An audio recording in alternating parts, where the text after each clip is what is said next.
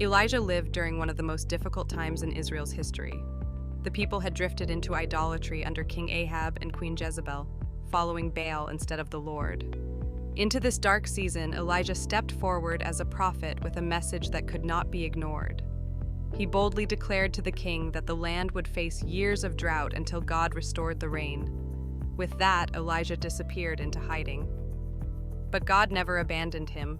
By a small stream, Elijah found water, and each day food arrived in the most unlikely ways.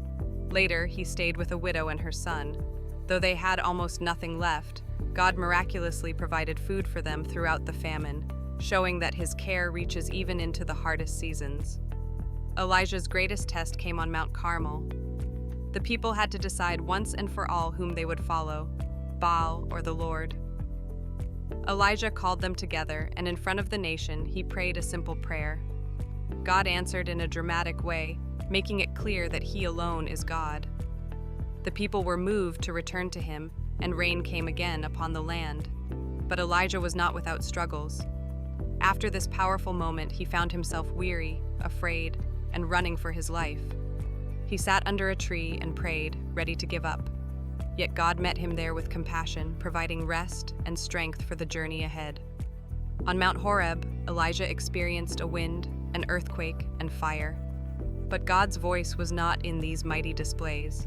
Instead, it came in a gentle whisper, teaching Elijah that the Lord's presence is often found in quietness and peace, not only in grand demonstrations.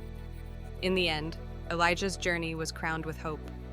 Walking alongside his student Elisha, he was taken up into heaven in a whirlwind, leaving behind a legacy of courage and faith. Elijah's story calls us to trust God in times of scarcity, to stand boldly for what is true, and to listen for his still, small voice in our lowest moments. Even when fear and weakness overwhelm us, God remains near. Elijah reminds us that no matter how dark the times, the Lord alone is God.